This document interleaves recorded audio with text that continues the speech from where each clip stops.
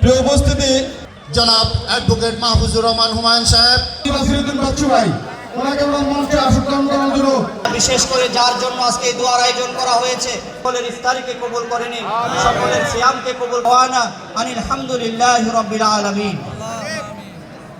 আমরা আজকে যে উদ্দেশ্যে এখানে ইফতারের আয়োজন করছি, আমাদের প্রাণপ্রিয় নেত্রী দেশমাতা বেগম খালেদা জিয়া গত হয়েছেন।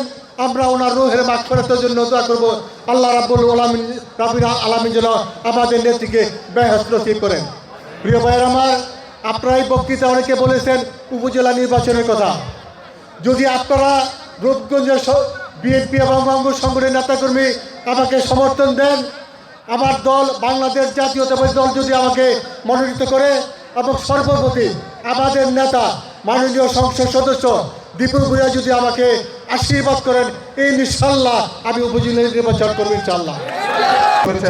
রূপগঞ্জ থানা বিএনপির পক্ষ থেকে আপনাদেরকে আন্তরিক ধন্যবাদ ও মোবারকবাদ জানাচ্ছি এবং মহান রাব্বুল আলামিনের কাছে শুকরিয়া আদায় করছি যে মুস্তাফিজুর রহমান দীপু ভূঁইয়াকে বিএনপির মনোনীত প্রার্থীকে আপনারা যে কথা দিয়েছেন সেই কথা অনুসারে আপনারা বিপুল ভোটে জয়লাভ করেছেন। এই জন্য আপনাদেরকে আন্তরিক শুভেচ্ছা ও ধন্যবাদ।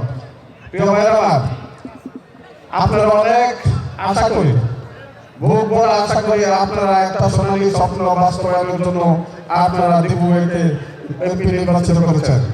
সেই আশা বাস্তবায়নের জন্য আমাদের সামনে অপেক্ষা করতে হবে এবং স্বচ্ছ রাজনীতি চর্চা করতে হবে।